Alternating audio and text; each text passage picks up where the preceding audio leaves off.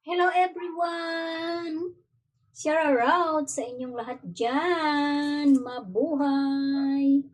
Ayan, tara samahan ninyo ako, mga kainday, mga ka-vloggers dyan. Samahan ninyo ako. Ako'y magluluto ng pang-lunch. Dahil tayo ay meron tayong mga bahaw-bahaw na pagkain or ulam naka-ref. Hapon pa to mga guys, mga kainday. And then, meron din tayong paksiw na Gigi. Yan, iinit na lang natin yan. Adobong paksiw. So, yung ating tinulang chicken, atin na lang yung isawsaw sa crispy fry. At saka sa egg. Ipiprito na lang natin yan mga kainday. Shout out sa inyong lahat dyan. Good morning sa aking mga kapwa content creators at saka kapwa vloggers. Mabuhay po tayong lahat dyan. Ayan, good morning. I-fried ko na lang mga kainday yung aking chicken. So, ayan. Fried. Pagulungin natin sa crispy fry mga kainday yung ating chicken na tira. Mga ano lang to mga kainday, 4 na hiwa na maliliit. So ayan. Ipiprito na lang natin para mapakinabangan, di ba?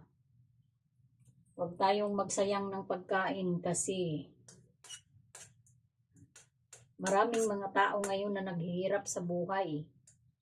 Dahil sa sobrang mahal ng mga bilihin, walang mga tamang hanap buhay, walang makain, walang maibili ng pangluto sa pamilya. So, kailangan natin mga kainday. Kung tayo ay meron man ngayon, dapat hindi tayo nagsasayang. Kasi, pinaghirapan din natin yan. Kaya tayo ay nagkaroon ng ganito. Nakabili tayo ng masasarap na pagkain. Yun. Galing yan sa pinaghirapan natin. Pagtsatsaga. Para tayo ay makakain sa araw-araw. Diba mga kainday? So, ayan. Kung meron tayong mga bahaw-bahaw dyan, kung hindi na natin makain, merong hindi na nakakakain dyan ng ipamigay natin. Hanggat mapakinabangan pa. Kung hindi man, kung ayaw mang ipamigay, pagtyagaan nating ubusin. Kasi, sayang. Diba? Sayang na sayang ang mga pagkain na itinatapon natin sa basura o sa pagkain ng mga hayop. Diba? So, dapat mapakinabangan yan. Huwag nating itatapon. Kasi, ano yan, kumbaga, bigay ng may kapal yan. Para tayo ay makakain ng tama at masarap.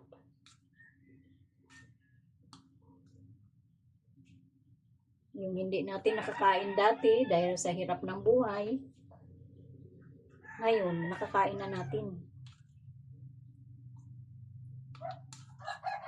Diba? Ganun lang. Kulang na pala yung aking crispy fry mga kainday. So, kukuha na tayo.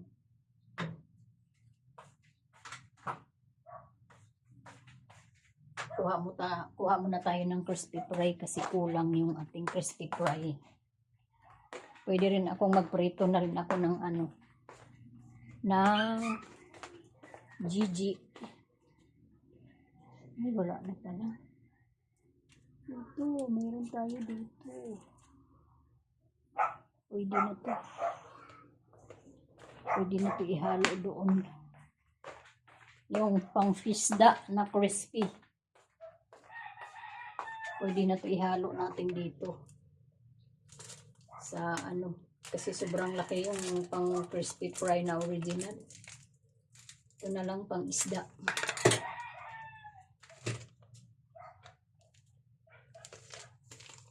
Magpiprito din naman ako ng isda eh.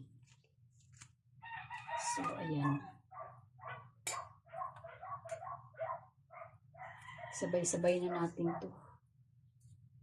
Sabay-sabay na natin pagprito yung 4 na chicken. 4 na hiwa. Ayan, iprito na lang natin. Para magkaroon ng lasa.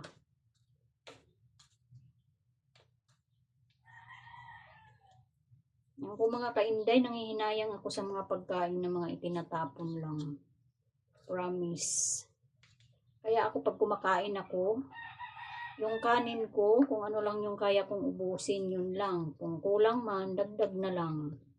Tapos, pag kumakain ako mga kainday, yung aking plato, ano yan, malinis na malinis. Walang natitirang pagkanin kahit isang butil lang. Talagang sinisimot ko yan. Diba? Kasi yan yung namulatan ko mga kainday doon sa mga magulang ko dati na kailangan daw yung ating pagkain simutin. Huwag basta-basta magtapon kasi sayang. Totoo naman yun mga kainday. That's true. Sayang yun kasi sa panahon natin ang daming mga naghihirap na hindi makakain, kulang sila sa kanilang panghanap buhay, hindi matustusan lahat ng pangangailangan. So lalong-lalo na mga kainday yung nasa mga kalsada, mga palaboy, na katulad nating mga tao, mga human, mga kapwa natin, di ba? Daming mga naghihirap ngayon mga kainday, wala silang tirahan, wala silang, iba mga kainday, yung mga ganun ba, nakakaawa kang, parang nakakaano sa dibdib.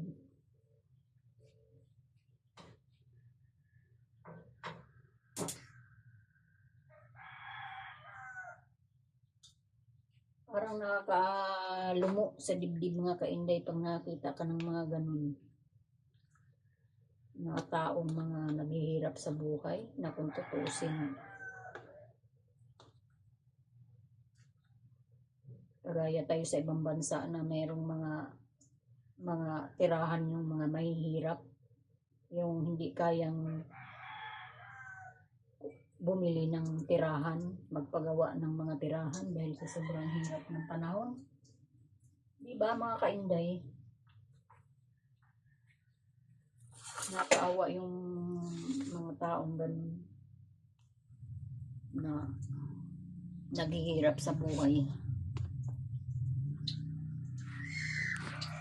Ayan, so nagpiprito ako mga kainday ng tira-tirang pagkain. Tira-tira naming pagkain. Ayan. Ay, sorry. Sorry mga kainday. Natumba yung aking stand. So ayan mga kainday. Tayo ay enjoy lang sa pagbablog, pag-Facebook, enjoy lang tayo sa buhay. Ginagawa ko lang yung libangan mga kainday. Pero ang sabi nila, may kita daw, may sahod daw, pero hindi man tayo sa sahod kung mga gaya nito, baguhan lang. Diba? Saka may pag bablog. May mga limitasyon. para ka sumahod. May mga ano yan, mga patakaran.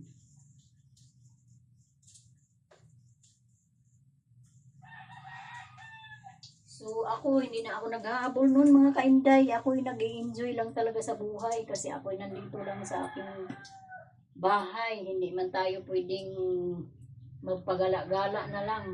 Mamasyal kung saan-saan kasi tayo ay ano, may hanap buhay. Hindi natin pwedeng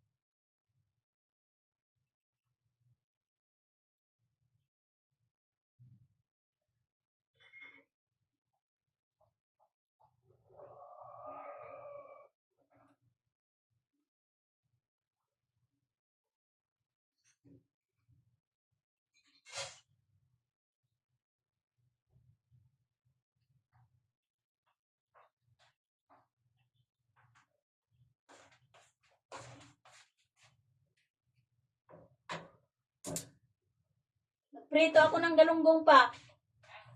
Magprito ako ng Gigi. Yung paksew. Eh, gusto ko magprito. Kunti.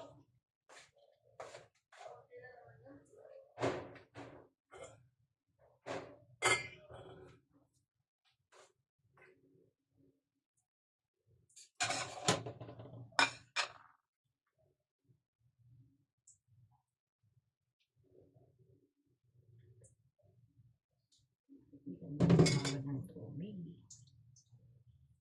Sayang naman.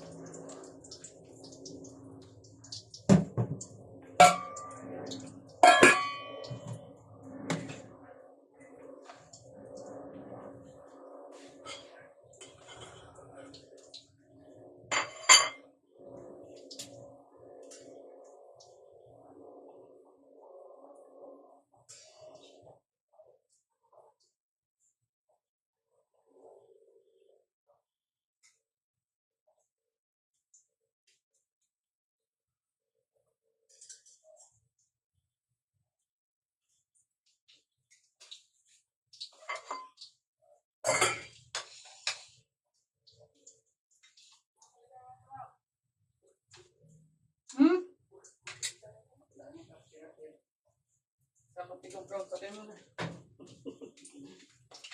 Inuubos mo ba naman mga barya yan?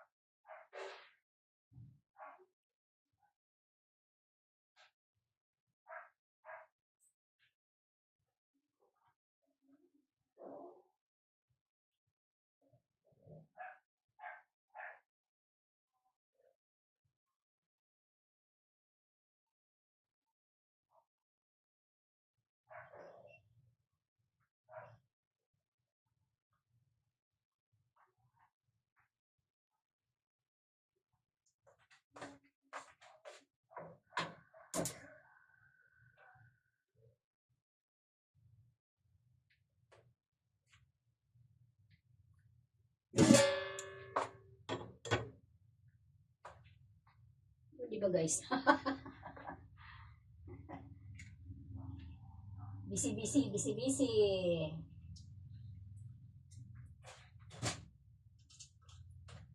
Saan mo inatid yung pasayro mo?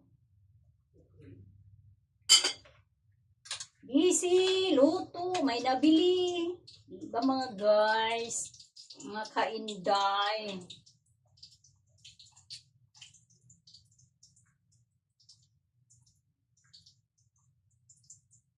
Kaya patayin mo na pag nagpiprito kasi masusunog. Masusunog yung ating prito pag iniwan natin, hindi natin pinatay. Hindi natin alam yung bumili kung gaano katagal. Diba? So, ayan. Pati yung GG, mga kainday, pinirito ko, nilagyan ko ng fry. Para masarap. Fry. Ha? Hindi, kunti na lang. Ha? Gusto mo rin? Ha? Apat lang yung pinirito ko. Nilagyan ko siya ng fry eh. Ano yun ba? Ayan, nandyan. Isama mo na to eh. Mga ulo na lang pala. Kaya nga. Sinilas ko pa na to. Ayan mga guys, tingnan mo. Crispy. Ayaw. Fried chicken na yan mga kainday eh. Fried chicken, isang linggo na. Nagbukas ka pa nito, ang dami-dami dito na Saan? Wala na. Ito. Hindi naman yan ano yan, yung breadcrumbs. Hindi yan crispy, breadcrumbs yan. Ha? Oo, yung malalaki. Oo. Pag ibabaw yan.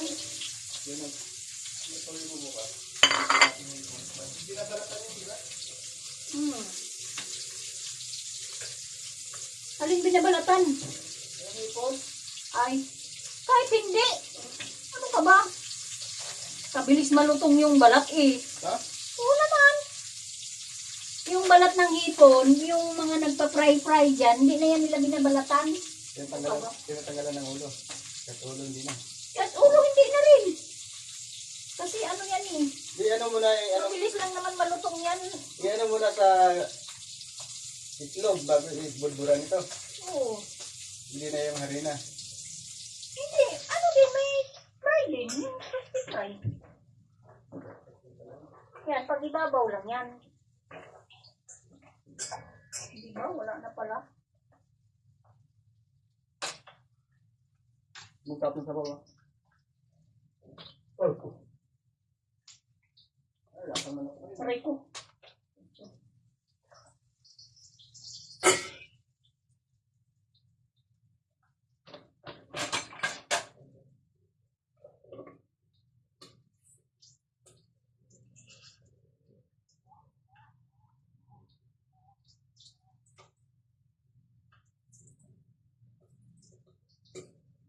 Yan mga kainday, natalsikan na ako ng mantika. Buti hindi tumalsik sa mata ko, sa mukha ko, sa braso ko lang. May ano na naman sana ako, piklat. Pero yung mukha ko walang piklat mga kainday, nataso ako ng ano. Nagtalsikan kasi yung bangus na piniprito, nagtatalsikan kasi talaga yung mga kainday.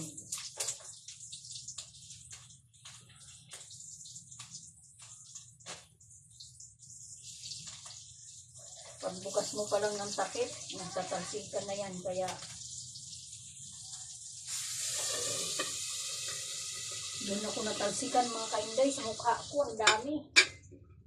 Pero maliliit lang siya. Hindi naman siya ano. Na ano din naman. Ito, may tira tayong egg mga kainday. I-fried na lang natin yung egg.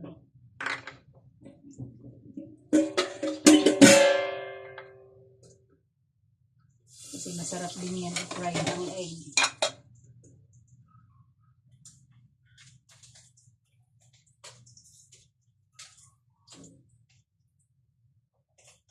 Diba mga kainday, napapakinabangan natin yung ating mga bahaw-bahaw na ulam. Hindi yung itatapon lang natin, sayang. Makakain pa naman. Pwede pa naman gawa ng paraan para makain. Oh yes! Huwag nating itapon.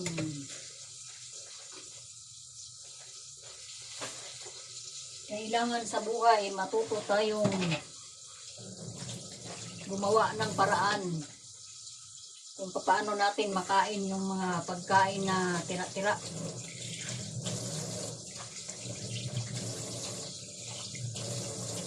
Kasi tayo mga kainday, nanggaling din tayo sa kahit isang tuka.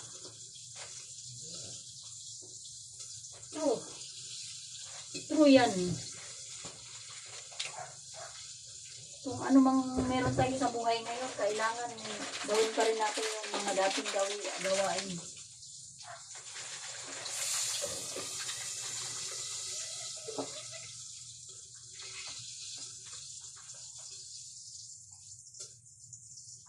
Lalong na pagdating sa pagkain kasi sayang.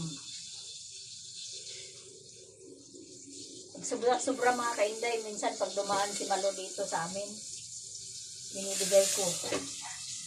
At saka yung anak niya, binibigay ko na lang yung galing sa ref na hindi na talaga namin kaya ubusin.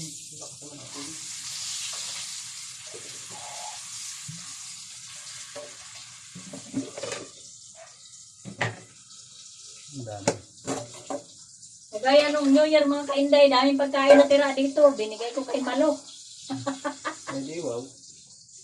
Oo, kasi sayang, ang daming namigay, ang daming hindi na ubos, hindi man namin kaya ubusin kinabukasan. Oh. 'Di ba? Pinamigay ko na kay Malo para mapakinabangan ang ating mga pagkain na tira-tira. Huwag nating sayangin, huwag nating itapon. Dahil yung pinambibili natin ng mga pagkain, galing din yun sa pinaghirapan natin. So, ayan, okay na mga kainday. Luto na yung aking fried chicken at saka fried gigi. Mga bahaw. Mga bahaw na ulam. Napapakinabangan. Ha?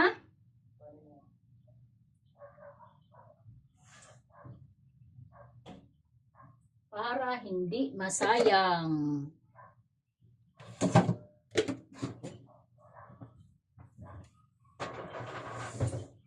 Huwag tayong abuso sa buhay. Kasi yan, galing din yan sa pinaghirapan natin.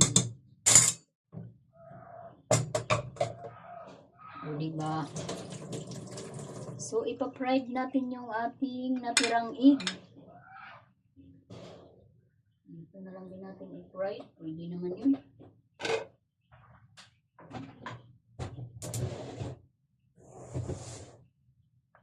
Yan.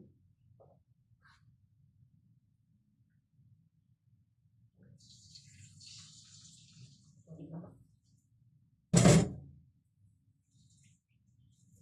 Kung makain siya, edi wow. Pinagprituhan na yung mga kainday ng ano eh. Ng manok at saka jiji. Yung natirang itlog na pinag-anuhan mo nung isda at saka manok. Sayang din kasi pag itapon, kung pwede naman siyang makain, di kainin. Prito na lang din natin, pinagprituhan.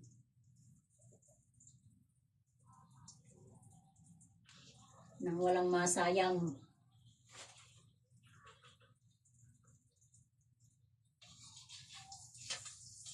So, diba?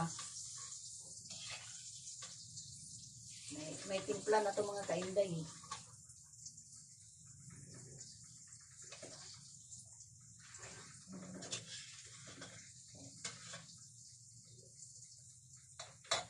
Kayong mga tika, mga kainday, bago naman yun, hindi naman yun pinagprituhan. Bagong lagay ko.